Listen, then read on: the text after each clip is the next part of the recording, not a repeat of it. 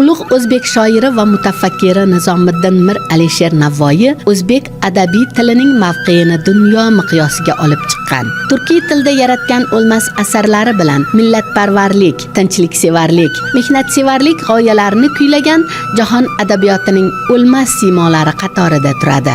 Navoiy o'zbek degan nom bilan yonma-yon turadigan ijodkor. Mumtoz adabiyoti tarixida buyuk donishmand hisoblanadi. So'z mulkining sultoni deyishimiz ham shundan. Shuning uchun ham Navoiy bilan oshno dillar so'zning qadr-qimmatini, so'zning ijtimoiy hayotdagi yukini yuksak baholaydilar.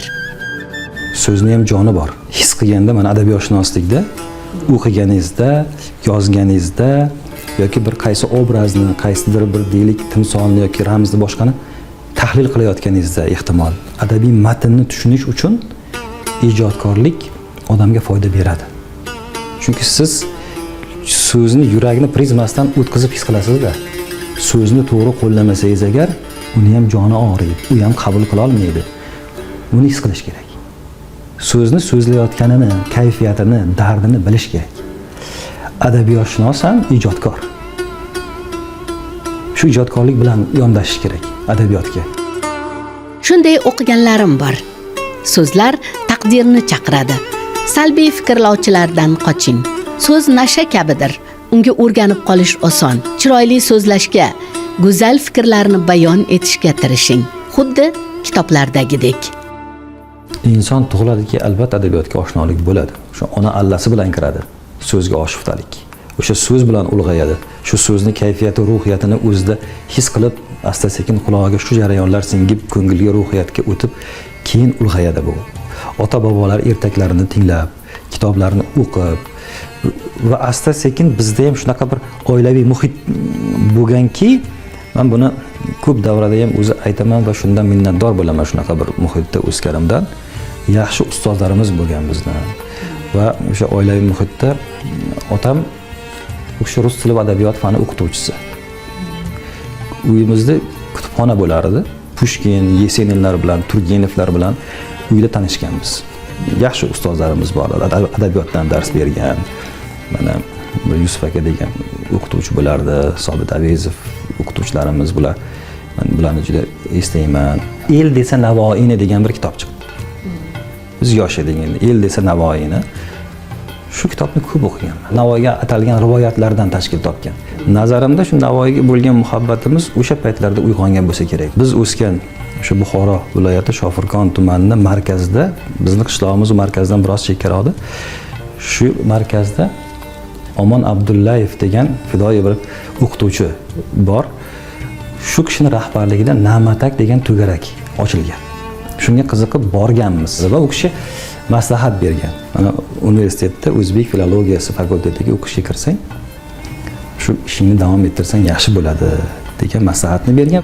Maqsud Asadov mening nazarimda Ibrohim Haqqulni topildig'i bo'lgan. Maqsadni bizga Ibrohim aka tanishtirgan, bizni davramizga olib kirgan, shu institutga yetaklab olib kelib qo'lidan shu ilmiy ish qilishni o'rgatgan. Shuning uchun jamoada tez obro' qozondi. Ibrohim aka hayotlik chog'ida Mumtoz adabiyot bo'limini o'zini shogirdi Maqsud Asadovga topshirib ketdi. Bu hayotda juda kamdan-kam bo'ladigan. Lekin Ibrohim aka ishongani uchun ham, bilgani uchun ham Maqsud o'sha jamoadagi o'rnini, ilmiy faoliyatda o'sha ishonchi, umidi bo'lgani uchun ham bo'limda shu narsaga Maqsud Asadovga topshirib ketdi va bekorga emasligi isbotlandi. Mana elga tanildi. Shu dastlabki ishi Mumtoz adabiyot bilan bevosita bog'liq bo'lgan. O'sha Mumtoz adabiyotdagi soqiynomalar bilan bog'liq. Bir qaraganda juda ham jun, sodda tuyuladi, lekin juda ham murakkab, o'ziga yarasha qiyin ishlardan.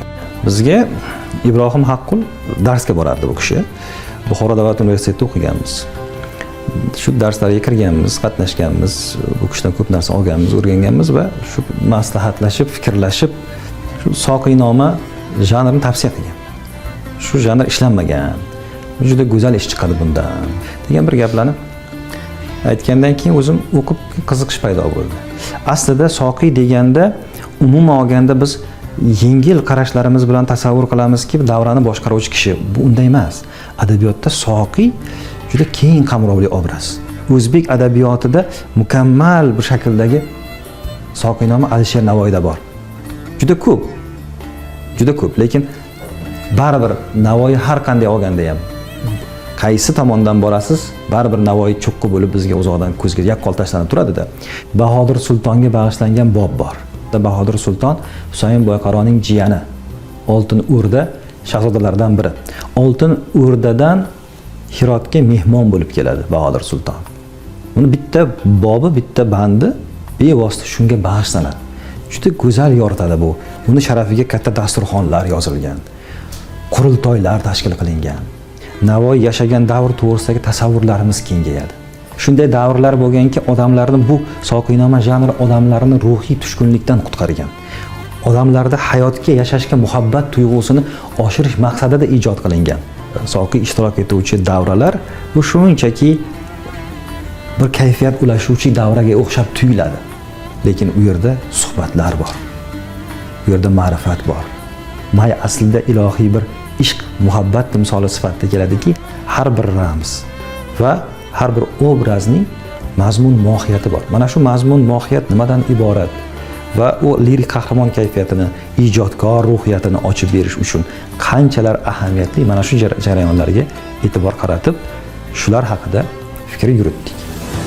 O'zbekiston Respublikasi Fanlar Akademiyasi O'zbek tili, adabiyoti va folklori instituti direktor o'rinbosari, Mumtoz adabiyoti tarixi bo'limi boshlig'i Maqsud Asadov 3 ta monografiya va bitta o'quv qo'llanma muallifi. Respublika va xorijiy matbuotida 100 dan ortiq ilmiy va ilmiy ommabop maqolalari e'lon qilingan. 10 dan ortiq ilmiy ishni yoqlagan va hali izlanish olib borayotgan shogirdlarga ilmiy rahbar sifatida faoliyatini davom ettirmoqda. U ilmning targ'iboti, uni yoshlarga o'rgatish ustida ham tajribaga ega. O'zbekiston Milliy universitetida talabalarga saboq berishi fikrimizning misoli bo'la oladi.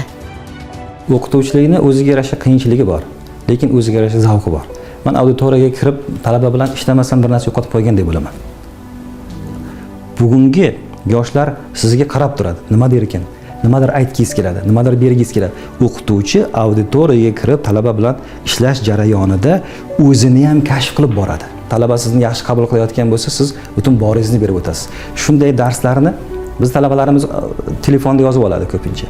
Ba'zilarini keyin shulardan tashlab olaman. O'sha fikrlar qaytib kelmasligi mumkin.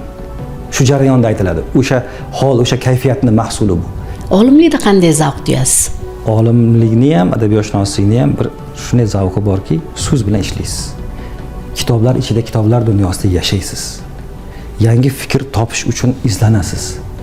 O'zingiz yozayotgan, dastlab qiyin, lekin bir 2 bet, 3 bet, 4 bet deylik, nimagadir izga tushganingizdan keyin o'zingiz aytayotgan, o'zingiz o'ylayotgan fikrlar yuzaga chiqa boshlayotganini sezganingizdan keyin o'sha kayfiyat bilan boshqacha yoza boshlaysiz keyin. Shu stolning ustidagi qog'ozni hech kim uyda ham bu yoqqa bu yoqqa o'zgartirmaydi. O'zgartirsa nima bo'ladi? O'zgartirsa keyin jahlim chiqadi. O'zgartirsa o'sha kayfiyatdan uzilasiz. Jahlim chiqadi deganingizga, yaxshi olimman, lekin yaxshi xodim emasman deb o'zingiz qo'ygan paytingiz bo'ladimi? Shanba, yakshanba kunlari ham kelib, kutubxonamizning bir qismi ishxonada, bir qismi uyda. Shu yerda ishlaydigan bo'lamiz. Chunki aytganimdek, nimadir qoralab qo'ygan bo'lsam ishxonada, shu yerda o'zgarmasligi kerak. Unda shu yerda tugatishimiz kerak. U ta'sirotni boshqa yoqqa olib borib bo'lmaydi. 9:30 ba'zan kechki paytda ishdan chiqamiz. Uyga ba'zan vaqt ajratishga imkoningiz bo'lmasligi mumkin. Ikkinchi bir tomoniki, ishxonani ham qaysidir ishiga ulgura olmasligingiz mumkin. Ko'p fikrlar bor, ko'p g'oyalar bor. Maqsudjonning qiziqish doiralari juda keng. U o'sha mumtoz adabiyotimizga daxldor bo'lgan barcha ham nazariy, ham amaliy muammolarni hal qilish ustida jiddiy shug'ullanib kelyapti.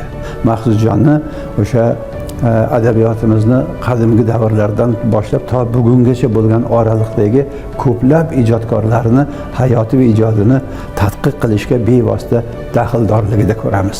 Maqsudjon mana shu janrlarni o'ziga xos ichki qonuniyatlarini, ularning mazmunini, mohiyatini va hatto yuzaga kelish sharoitlaridan boshlab bizgacha yetib kelgan holatlarigacha bo'lgan ko'rinishlarini, shakllarini tadqiq etish bilan shug'ullanib, ularni bugungi bizni zamonimiz uchun ham xizmat qildirayotgan olimlarimizdan bittasi.